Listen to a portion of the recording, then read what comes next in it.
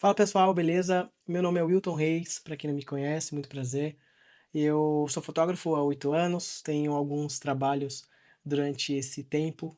Considero que eu sou fotógrafo profissional praticamente entre 5 a 6 anos. Tem já um bom tempo que eu estudo, trabalho, faço fotografia. E hoje eu tô aqui nesse vídeo para começar uma série de vídeos para falar sobre fotografia. Eu pretendo iniciar uma série sobre fotografia, falando do conceito mais básico, e aí nós vamos nos aprofundando nos assuntos. Quero ser o mais simples possível, e tentar resumir a parte mais básica da fotografia, que é o assunto dessa primeira aula, tá bom? Então vamos falar sobre fotografia básica, o que é uma fotografia, o que é necessário para termos uma fotografia e como eu posso entender um pouco da minha câmera, do meu celular, do equipamento que eu vou usar para fazer essa fotografia e o que cada característica influencia na minha foto. Beleza? Então esse é o tema inicial da aula de hoje. Espero que seja proveitoso para vocês, da mesma forma que eu tive algo parecido, foi muito proveitoso para mim quando eu estava começando. Beleza? Então vamos para os assuntos. Eu separei aqui dois assuntos que eu acredito que sejam os assuntos mais importantes no começo da fotografia. Né? Eu vou falar um pouquinho sobre um pouco dos equipamentos e alguns conceitos fundamentais da fotografia. Sobre equipamento é um pouco complicado falar porque depois de tanto tempo você trabalhando com fotografia, você acaba conhecendo muitos equipamentos diferentes, muitas marcas diferentes, equipamentos esses que vão te dar qualidades, vão te entregar uma foto, um vídeo totalmente diferente, melhor, pior, enfim. Mas para quem está começando é difícil porque tudo acaba sendo muito caro para quem não é do mundo da fotografia e muitas das vezes o nosso bolso diz qual é o equipamento que nós temos, né? Mas eu quero deixar de uma forma bem simples aqui, falando já das câmeras profissionais, né? O tipo de câmeras que existem hoje, que são mais comuns, as mais novas, como que nós podemos usar esses equipamentos, a diferença entre uma e outra, aspecto, lente, enfim, coisas bem simples mesmo. Nós temos algumas formas de fazer fotografia, dentre elas a mais comum hoje é através do telefone celular. Então o telefone ele consegue resumir praticamente tudo que uma câmera tem, só que de uma forma automática. É lógico que isso não é igual, né? Nós temos sensores totalmente diferentes. Mesmo esse aqui que tem 3 câmeras, os sensores dessas câmeras nunca vai ser igual a um sensor de câmera a qual essa que eu estou gravando, né? Eu utilizo hoje equipamento Sony, eu estou gravando com uma Sony A7 III, uma lente Tamron 2040 em 2.8. O que é tudo isso? Calma, eu vou explicar.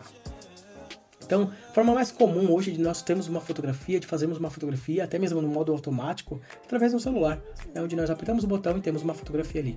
Mas o celular, ele praticamente já calcula tudo de forma automática, então você não sabe o que aconteceu, como que foi feita essa foto. Mas existem aplicativos que você consegue entrar no modo profissional, no modo Pro, ou até mesmo alguns celulares que já têm essa função nativa. Mas a forma mais comum hoje é o celular. Pulando agora já para um equipamento que não seja um equipamento usado para outras coisas, mas um equipamento já feito para fotografia, nós temos as câmeras compactas, que são aquelas câmeras pequenas, né? Elas vão daquelas pequenas de muito tempo atrás, coisas de 10, 15 anos, era uma febre ter aquela Cybershot, aquela câmerazinha ali para fotografar, quem tinha levava para todos os lugares. Tem até algumas câmeras compactas que já entregam uma qualidade um pouco melhor, mas ela também é um pouco limitada. A maioria delas, se não a sua totalidade, elas não têm a lente removível, então a lente é acoplada ao corpo da câmera ali, sendo um equipamento só, né, não se separa. E isso já traz algumas limitações, mas o foco dela, a finalidade dela, não é ter uma coisa profissional e etc.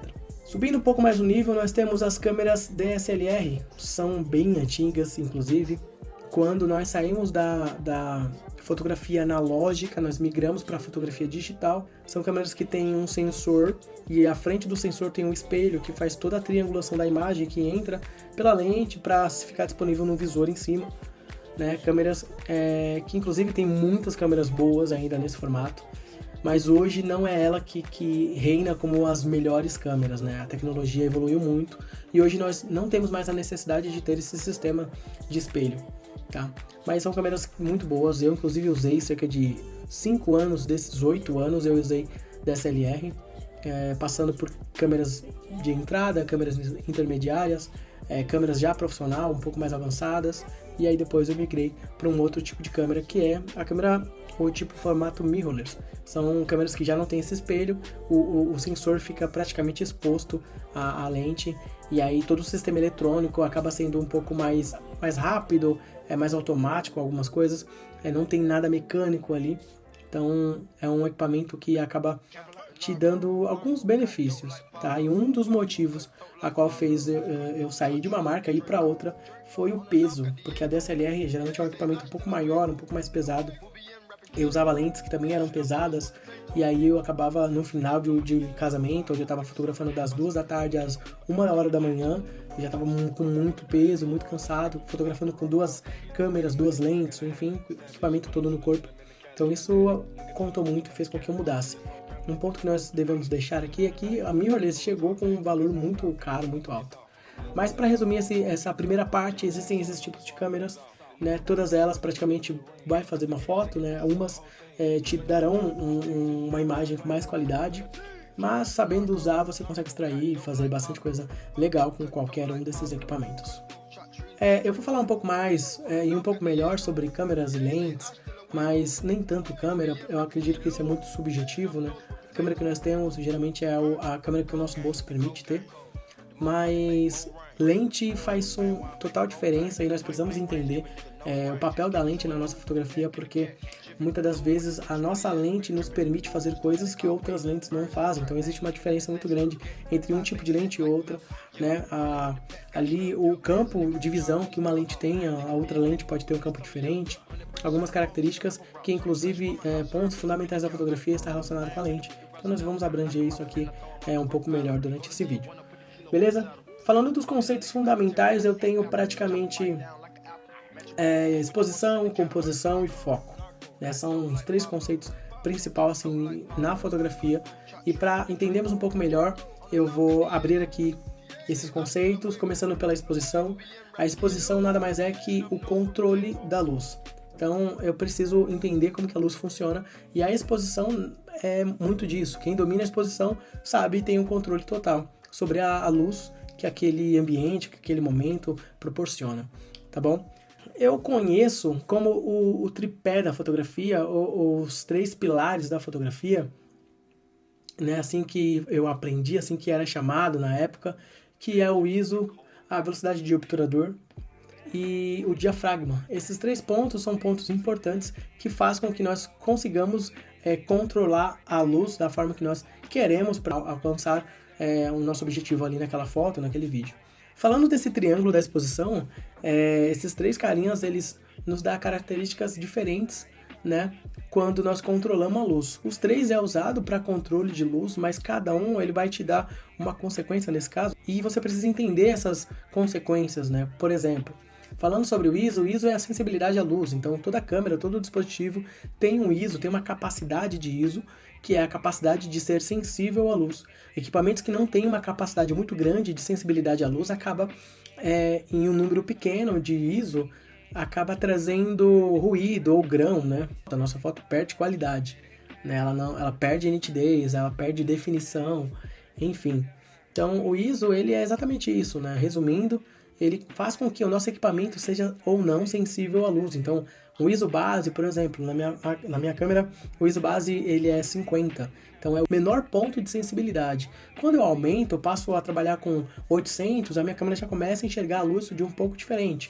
Mas nesse caso, essa câmera ela tem uma capacidade boa e eu posso trabalhar tranquilamente em ISO 4000, ISO 5, 6000.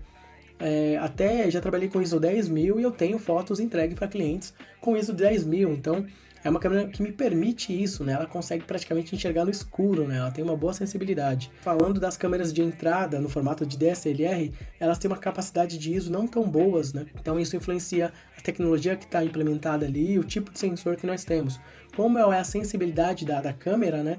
E a câmera ela enxerga através do seu sensor, o sensor que capta as informações, o ISO é a capacidade do sensor absorver a luz. Essas câmeras não têm uma sensibilidade tão boa, né? Bem que as últimas que foram lançadas pela Canon, e eu estou falando da Canon porque eu usei Canon durante esse tempo, entregam um resultado muito bom, mas a sensibilidade de ISO não é tão boa. Pulando para 60, 70, 80, 90D, essas outras câmeras ela também tem uma capacidade de ISO um pouco limitada, porque igual as câmeras iniciais que eu acabei falando aqui, as de entrada, elas possuem um sensor cropado, um sensor menor, né? Não é um sensor do tamanho de 35mm, tem um crop, um sensor menor, nós chamamos de sensor cropado ou câmera cropada porque o sensor acaba sendo menor, então existe um corte no tamanho normal, né, de 35mm. Isso varia de câmera para câmera, tem marca que o crop é 1.5, a Canon geralmente é 1.6. Esse sensor menor, ele geralmente não tem uma capacidade tão boa para sensibilidade à luz. E não é só Canon. Eu migrei para Fuji quando eu saí da 6D, eu fui para Fuji X-T3, trabalhei com X Pro 2, X-T3, X-T4, e essas câmeras Fuji são maravilhosas, entregam uma imagem muito boa, mas é um sensor cropado, e esse sensor cropado vai te forçar a trabalhar com mais luz, porque ele não tem essa sensibilidade à luz tão boa quanto uma full frame, por exemplo, que é uma câmera de sensor maior. E aí esse sensor maior acaba tendo uma sensibilidade melhor à luz. Falando agora então do obturador, né, o segundo ponto principal, né, desse triângulo da exposição na fotografia, o obturador ele é um conjunto de cortinas, né, geralmente são duas cortinas que tem geralmente 4 partes, são divididas em 4 partes. Essas cortinas são utilizadas dentro da câmera, um pouco à frente do sensor, o sensor capta a imagem, e aí essa cortina ela tem uma certa velocidade para abrir e fechar, né, fazendo assim com que o sensor tenha um tempo limitado ou não para exposição à luz. E isso vai trazer assim muitos resultados. Da mesma forma que o ISO ele traz mais luz através da sensibilidade aumentando, e em contrapartida ele acaba tirando um pouco a nossa qualidade, deixando um pouco a imagem com mais ruídos, quando você passa ali do limite da sua câmera. O obturador é igual, se ele ficar muito tempo aberto, ele vai deixar mais luz entrar, e mais luz o seu obturador vai capturar. Então quanto maior o tempo que o obturador estiver aberto, né, ele permanecer aberto, mais informações, maior é a quantidade de informação que o sensor vai captar. Então a imagem pode parecer borrada, e o borrão é exatamente isso, ele capta o movimento, né, na fotografia, fazendo com que o ponto inicial do seu objeto e o ponto final se liguem, né, criando um certo borrão. E tem muitas coisas que são utilizadas, até mesmo o obturador mais baixo, para capturar informações e deixar a sua foto num estilo diferente. Vou mostrar aqui alguns detalhes para vocês. Essa, por exemplo, eu fiz bem recente, há uma semana atrás, um casamento, né, e é utilizada a baixa exposição para você ter esse movimento das luzes aqui. E tem várias outras técnicas que são usadas, panning, light paint, enfim. Então, quanto mais demorado, maior é a informação que eu vou captar, mas maior é a quantidade de luz. Em contrapartida, quanto menor for o tempo que o meu sensor ficar disponível à luz, né, através do obturador, quanto maior for a velocidade do obturador em abrir e fechar as cortinas, menor a quantidade de luz que eu tenho, mas também eu tenho uma imagem parada, uma imagem estática. E muitas das vezes, por exemplo, num jogo de futebol ou numa corrida de Fórmula 1, esses eventos onde nós temos uma certa velocidade para capturar, principalmente numa corrida, para ter um resultado de uma imagem estática, eu preciso de uma velocidade muito rápida para fazer com que aquele objeto fique parado. E aí é utilizado várias técnicas, como o que eu já falei aqui, o panning, né? Fazer um movimento junto com o seu objeto e deixar tudo borrado, mas o seu objeto estático. Então existe uma certa velocidade com que essa foto precisa ser feita para atingir esse resultado, né? E o obturador ele tem praticamente essas características. Também controla a luz, mas pode deixar a sua foto mais estática ou mais borrada, depende daquilo que você quer fazer ou qual objetivo você quer alcançar na fotografia. Esses dois pontos de ISO e obturador, eles estão relacionados totalmente com a câmera, né? Então essas informações ficam na câmera, a forma com que você modifica isso é na câmera, né? E isso é uma coisa que não depende da lente. Qualquer lente, o ISO e o obturador vai funcionar igual. Isso é dependente da câmera. Já o diafragma, é o último ponto do triângulo de exposição na fotografia, ele está relacionado com a lente. Pode ser que você consiga mexer nele na câmera, mas existem muitas lentes hoje que você consegue mexer ele direto na própria lente. Mas as primeiras, geralmente, era feito isso direto tudo na câmera, mas a câmera se comunica com a lente fazendo essas alterações. Eu vou mostrar alguns exemplos aqui do diafragma. Diafragmas são pás que controlam a abertura por onde a luz vai passar, sendo o mais simples possível. São pás onde elas se abrem ou se fecham, mas isso controla a quantidade de luz também que entra. Mas, como os outros dois pontos que eu falei, ele também tem algumas características. Por exemplo, um diafragma mais aberto, ele te dá uma imagem com talvez mais desfoque ou com uma profundidade de campo menor. E nós vamos falar isso mais pra frente profundidade de campo, é uma coisa muito importante para aprendermos, mas o diafragma é exatamente isso. E quando ele está mais fechado, ele tem uma profundidade de campo maior, né? Então, um exemplo fácil aqui, eu estou direto para minha câmera, estou usando f2.8, né? F é a letra usada para simbolizar o diafragma. Essa é uma lente 20-40 2.8 fixa, então ela em 20mm ela é 2.8, ela tem uma abertura relativamente grande, e em 40 também ela permanece com 2.8, então ela é fixa.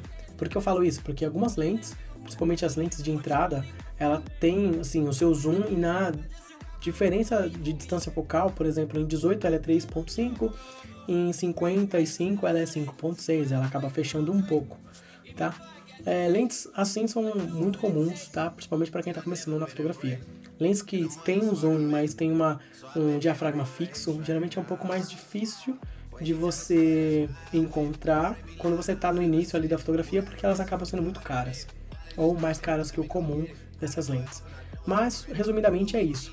Então, quanto maior o número do diafragma, mais fechado o seu diafragma está, então assim está passando uma quantidade de luz menor, mas o seu campo de visão ali tem uma profundidade focada maior. Quanto menor o número, então f1.8, por exemplo, você tem uma maior abertura, né? O seu diafragma está mais aberto, e por esses motivos você tem uma profundidade de campo menor, tá? Resumindo, se eu tenho aqui uma lente que tem um diafragma muito aberto, por exemplo, e deixo ela em...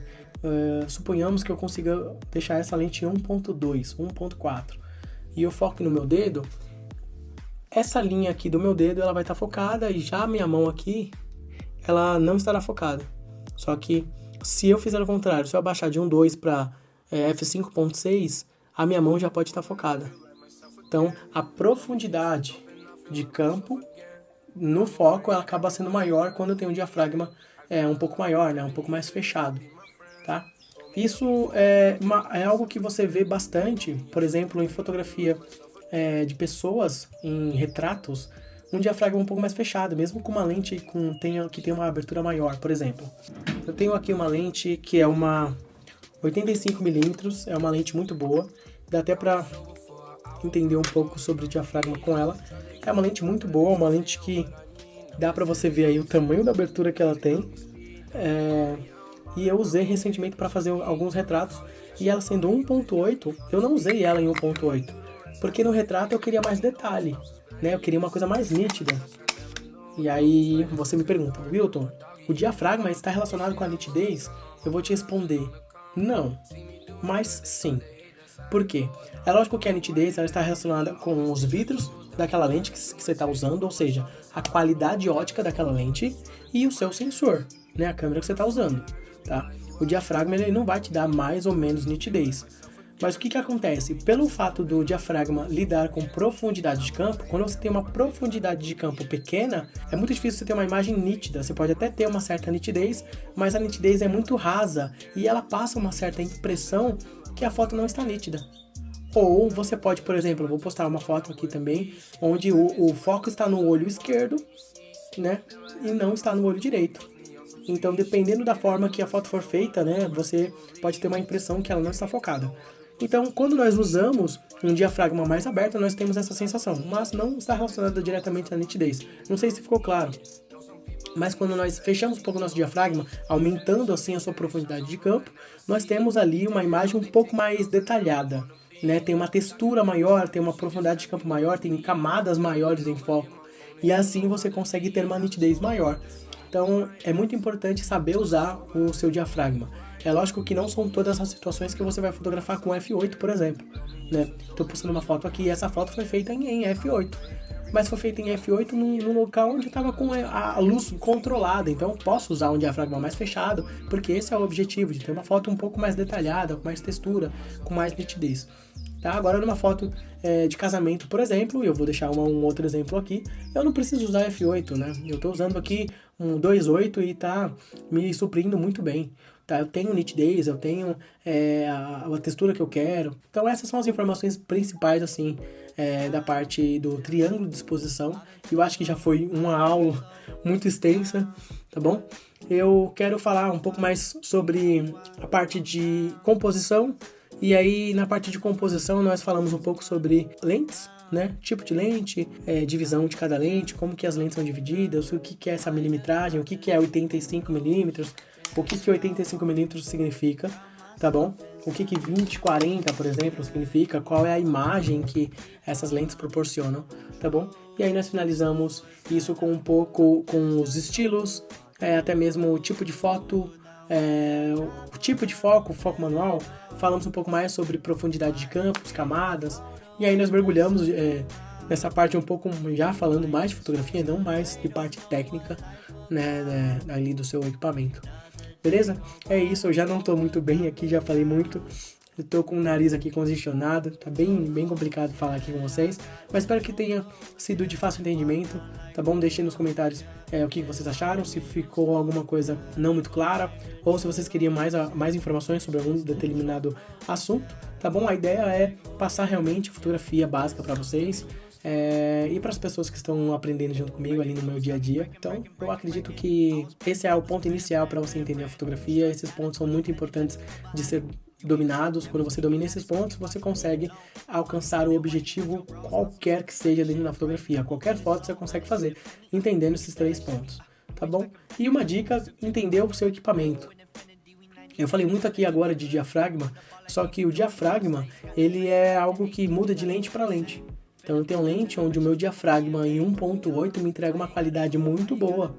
E eu tenho outras lentes que o meu diafragma em 3.5, que deveria ter uma nitidez maior, não entrega uma qualidade muito boa. Então depende muito da lente que você está usando também. Mas numa próxima aula nós falamos sobre lentes, sobre achar que tá plano, distorcer e etc. Mas espero que tenha sido muito bom e proveitoso para vocês essa aula. Beleza? Fique com Deus e até a próxima.